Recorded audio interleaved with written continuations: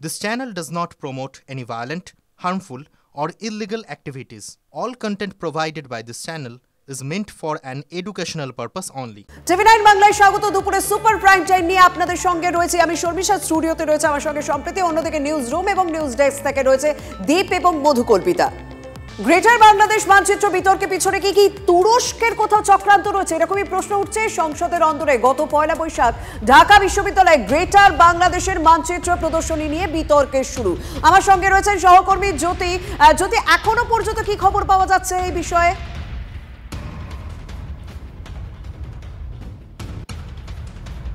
আমি কথা বলবো আমার সহকর্মী জ্যোতির সঙ্গে। তবে আপনাদেরকে আরো একবার জানিয়ে রাখি যে গত 1 বৈশাখ ঢাকা বিশ্ববিদ্যালয়ে গ্রেটার বাংলাদেশের যে মানচিত্র প্রদর্শনী হয়েছিল তাতেই নতুন করে বিতর্ক শুরু হয়েছে এবং সেখানেই কোথাও একটা তুরস্কের চক্রান্ত রয়েছে বলে এই আশঙ্কা প্রকাশ করা হচ্ছে। মানচিত্রে পশ্চিমবঙ্গ এবং উত্তর পূর্বে বিস্তীর্ণ অঞ্চলকে বাংলাদেশের অন্তর্ভুক্ত করে দেখানো হয়েছে।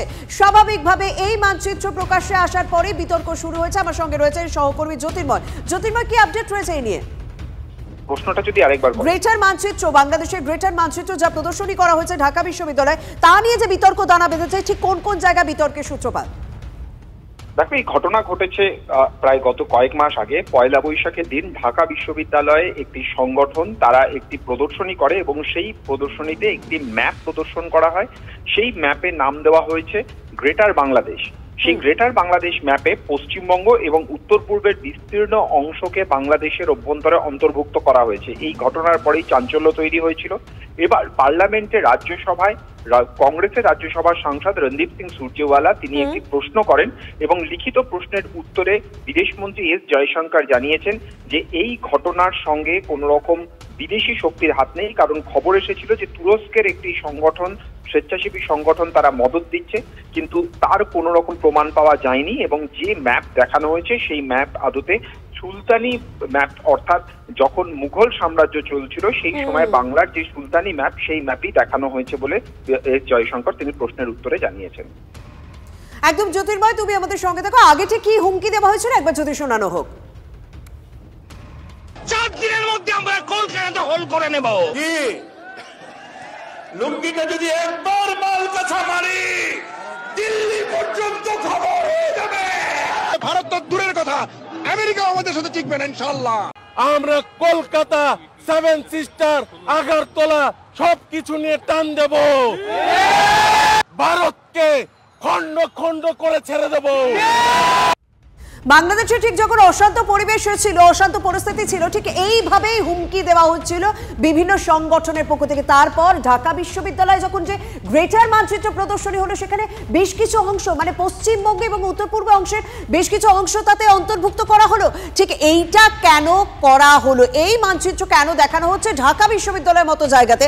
আমার সহকর্মী সুমন আমার সঙ্গে রয়েছেন। সুমন, এই জায়গাটা তার মানে কি ভিতরে ইউথ সমাজকে, যুব সমাজকে নতুন করে ইন্ধন দেওয়া এই মানচিত্র প্রদর্শনীর মাধ্যমে? যদিও সেটা ভুল বলা হচ্ছে এবং বাইরের কোনো সংগঠনের বা বিদেশি কোনো সংগঠনের মদত নেই বলে এখনো পর্যন্ত জানা যাচ্ছে, কিন্তু দেশের মধ্যে কেন, ঢাকার মধ্যে কেন, বিশ্ববিদ্যালয়ের মধ্যে কেন?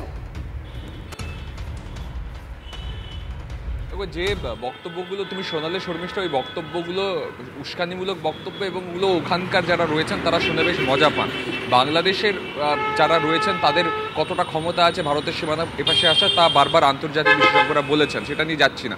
বিষয়টা হচ্ছে ঢাকা বিশ্ববিদ্যালয় একটা প্রেস্টিজিয়াস ইউনিভার্সিটি, তার অভ্যন্তরে টার্কিশ ইউথ অর্গানাইজেশন বলে একটি স্বেচ্ছাসেবী সংগঠন, তারা একটা সেখানকার সংগঠন সুলতানে বাংলা, তাদের সঙ্গে হাত মিলিয়ে একটা মানচিত্র প্রকাশ করেছে যেখানে লেখা রয়েছে গ্রেটার বাংলাদেশ এবং যেখানে কলকাতা, পশ্চিমবঙ্গ এবং উত্তর পূর্বের বেশ কয়েকটা জায়গা রয়েছে।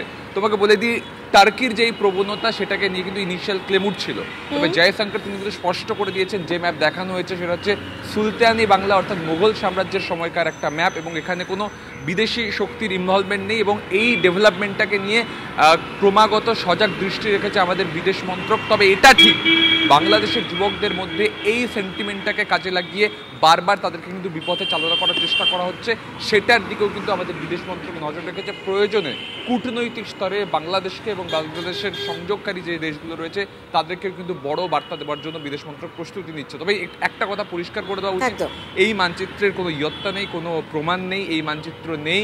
এই মানচিত্র পুরোটাই একটা গ্রাফিক্যাল রিপ্রেজেন্টেশন, যেটা কিন্তু এই সুলতানে বাংলার নামে করা হয়েছিল। তবে এই সুলতানে বাংলা সংগঠনেরও কোনো অস্তিত্ব বাংলাদেশে নেই, সেটা কিন্তু বাংলাদেশের বাংলা ফ্যাক্টের তরফ থেকে জানানো হয়েছে। একদম, অনেক ধন্যবাদ সুমন। এই মুহূর্তে প্রাক্তন বিএসএফ কর্তা সমীর মিত্র রয়েছেন আমাদের সঙ্গে টেলিফোন লাইনে সরাসরি। সমীর বাবু, আপনার কাছে আমার যে প্রশ্নটা থাকবে, দেখুন একাধিকবার এমনটা আমরা দেখতে পেয়েছি যে বাংলাদেশের প্রাক্তন সেনাকর্তা থেকে শুরু করে বাংলাদেশের বিভিন্ন রাজনৈতিক ব্যক্তিত্ব তারা বারবার হুমকি দিয়েছেন যে কখনো তারা উত্তর পূর্ব ভারত দখলের হুমকি দিয়েছেন, কখনো তারা বাংলার বিস্তীর্ণ অংশ দখলের হুমকি দিয়েছেন। গ্রেটার মানচিত্র, বাংলাদেশের যে বৃহত্তর মানচিত্র, সেখানে দেখানো হয়েছে যে বাংলা সহ উত্তর পূর্ব ভারতের বেশ কিছু অংশ এখন বাংলাদেশের ম্যাপের মধ্যে। এই নিয়ে এবার সংসদে কথা হলো এবং ভারত সরকার জানিয়েছে গোটা বিষয়টির উপর তারা নজর রাখছে। কি বলবেন? প্রথম কথা হচ্ছে, যখন এই আপসার্চটা হয় হাসিনাকে বিদায় করার, এবং সেই সময় আর যদি সবারই বোধহয় মনে থাকবে যে জামাতের যে লিডার ছিল তাকে, তার বিরুদ্ধে অনেকগুলো কেস ছিল, কিন্তু এই ইউনূস সরকার তাকে মুক্তি দেয় এবং মুক্তি দিয়ে সেই লোকটি কি বলল, এক তো বললো বোধহয় আমাদের চিফ মিনিস্টারকে ওখান থেকেই যে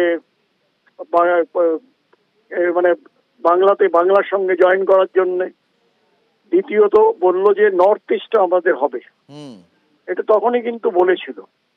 এবং এই যে ম্যাপটা, এই ম্যাপটা একটা কোনো মানে কি বলবো যে ভিশিয়াস একটা এদের একটা মুভমেন্ট, যে বাংলায় আছে যে 100 বার যদি মিথ্যে কথা বলা যায় তাহলে সেটা সত্যে পরিণত হয়।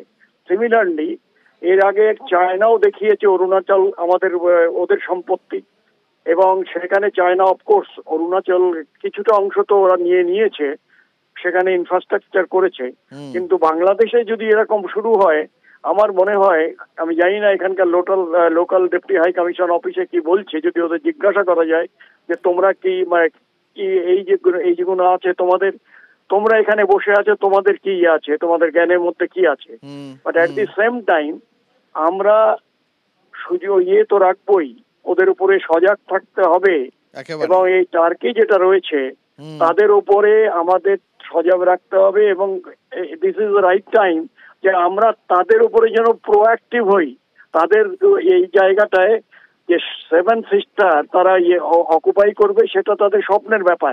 আপাতত ওরা কয়েক মানে 1-2 প্রজন্ম যাক, তারপরে তো চিন্তা করা যাবে। বেশ, ধন্যবাদ আপনাকে।